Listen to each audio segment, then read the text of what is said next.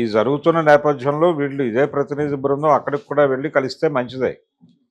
జనరల్‌గా మనకు టికెట్ల ప్రైస్ హైక్ గురించి హీరోలు, నిర్మాతలు తరచూ వెళ్ళి ఆంధ్ర ముఖ్యమంత్రిని, అలాగే తెలంగాణ ముఖ్యమంత్రిని కలవటం అనేది ఒక సాంప్రదాయంగా వస్తోంది. కొత్త విషయం ఏం కాదిది. అయితే తెలంగాణ ముఖ్యమంత్రిని కలిసింది ఒక ప్రత్యేకమైనటువంటి పర్పస్ మీద. సంధ్యా థియేటర్ ఇన్సిడెంట్ నేపథ్యంలోనే కలవటం జరిగింది. అవును.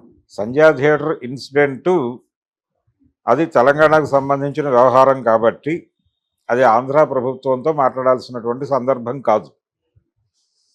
అయినప్పటికీ ఇక్కడ ఒక నిర్ణయం జరిగినట్టుగా ఒక ప్రచారం జరుగుతోంది. అదేంటంటే బెనిఫిట్ షోస్ ఉండవు, ప్రైస్ హైక్ ఉండదు అనేటువంటి మాట బయట సర్క్యులేట్ అవుతోంది. అయితే అసలు ఈ ప్రస్తావనే జరగలేదు లోపల, దీనికి సంబంధించిన ఏ నిర్ణయము జరగలేదని కూడా దిల్ రాజు గారు చెప్పాడు. లోపల జరగనివి జరిగినట్టుగా బయట మాట్లాడుతున్నారు అని కూడా కోప్పడ్డాడు ఆయన. కానీ ఫ్లోర్లో ముఖ్యమంత్రి గారు చెప్పాడు ఆ మాట. అసెంబ్లీ ఫ్లోర్ మీద no benefit shows, no price hike అనే మాట అన్నాడు ఆయన. అవును. అయితే దాన్ని ఎలా అర్థం చేసుకోవాలి అనే దగ్గర ప్రపంచం ఏమనుకుంటోందంటే బెనిఫిట్ షోస్ ఉండకపోవచ్చు. బెనిఫిట్ షో అంటే ఆ రోజు 9:30కి ఒక షో పడింది పుష్ప 2కి. 9:30 షో ఉండదు, 1 షో ఉండదు, ఎర్లీ మార్నింగ్ 6 షో ఉండదు. ఆ 3 ఆటలు ఉండవు. 8 గంటల నుంచి రెగ్యులర్ షోస్ ఉండొచ్చు.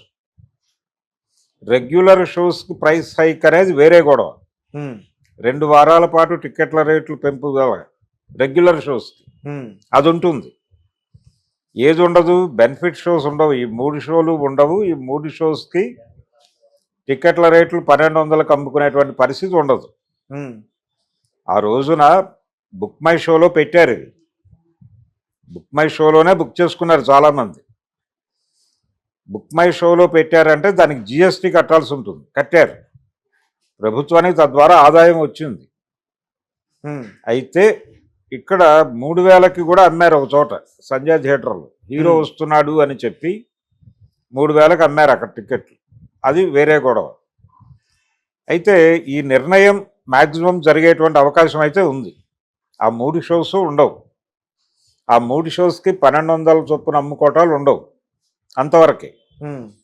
ఏపీలో కూడా ఈ నిర్ణయం ప్రభావం పడేటువంటి అవకాశం ఉంది.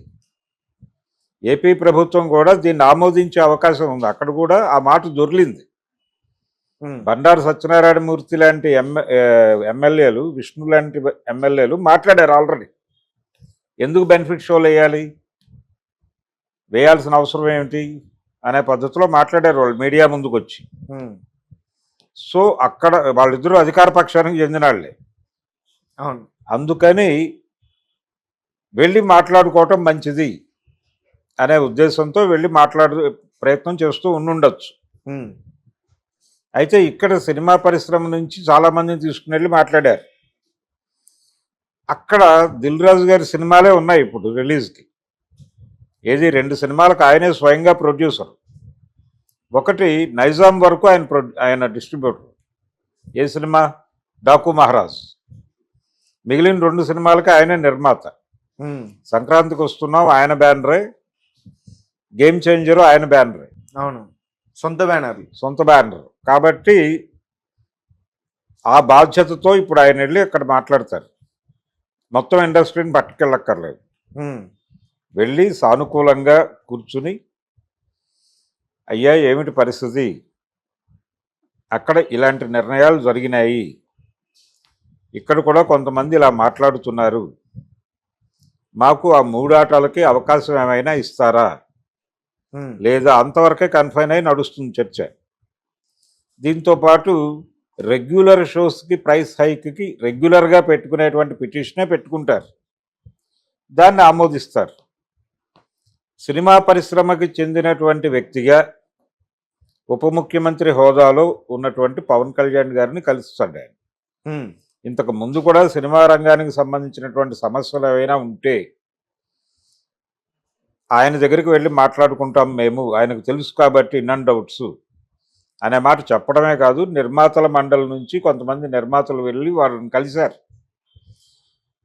ఏది వారు ఉప ముఖ్యమంత్రి అవగానే వెళ్ళి అభినందించి, అయ్యా పరిశ్రమకు సంబంధించిన కష్టాలు సుఖాలు ఏవైనా ఉంటే మీతో పంచుకుంటాం, మీరు కన్సిడర్ చేయండి అని అడిగారు.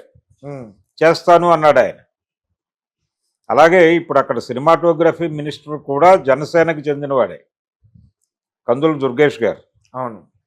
అందుకని వెళ్ళి పవన్ కళ్యాణ్ గారిని కలిసి వస్తానంటే ఆయన్ని ప్రీ రిలీజ్ ఈవెంట్కి పిలవచ్చు కూడా.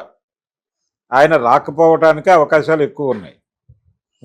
రావటం ద్వారా లేనిపోని వ్యవహారాలు చాలా నడుస్తాయి, చాలా ప్రచారాలు జరగడానికి అవకాశం కల్పించిన వాడు అవుతాడు ఆయన. ఏమిటా ప్రచారాలు అంటే, మీరు ఇప్పుడు వస్తేనా రాకపోతేనా? ఒకవేళ వస్తే ఓకే, వస్తే చాలా అనవసరమైన ప్రచారాలు జరుగుతాయి. ఏమిటా ప్రచారాలు అంటే,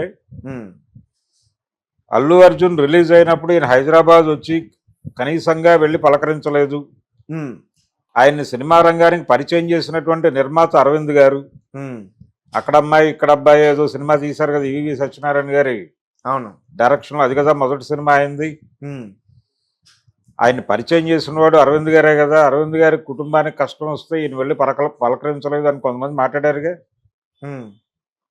కాబట్టి అంటే ఈ కుటుంబాన్ని ఒకలా ఆ కుటుంబాన్ని ఒకలా చూస్తున్నారు అనేటువంటి అభిప్రాయాలు మాట్లాడతారుగా చాలామంది ఇప్పుడు ఆ ప్రీ రిలీజ్కి హాజరైతే. అందుకని ఆయన రాకపోవడానికే ఛాన్సెస్ ఉన్నాయి. కానీ పిలవచ్చు, వెళ్ళి చెప్పచ్చు.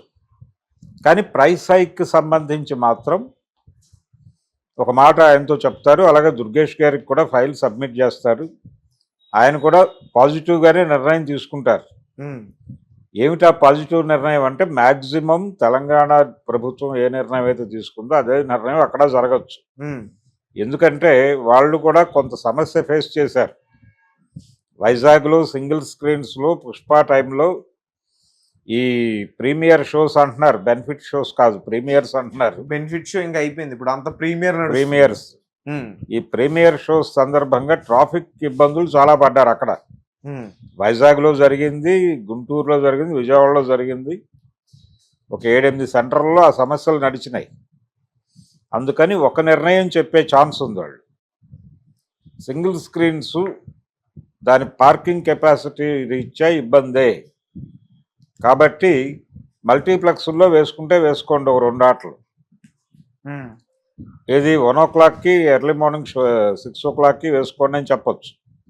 కొంత సడలింపు ఇస్తే ఇవ్వచ్చు, ఇవ్వకపోనివ్వచ్చు. కానీ రెగ్యులర్ షోస్కి ప్రైస్ హైక్ ఉంటుంది అక్కడ కూడా.